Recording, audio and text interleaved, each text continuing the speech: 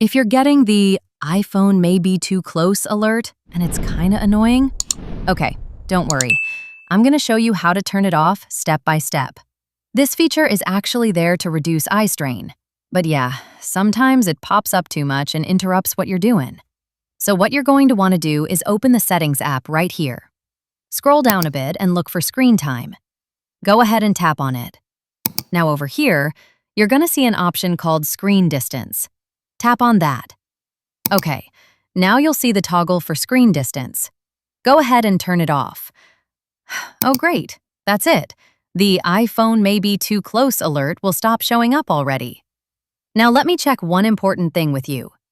If you don't see the option or can't turn it off, you probably have Screen Time passcode enabled. In that case, you're gonna have to enter the passcode to make changes.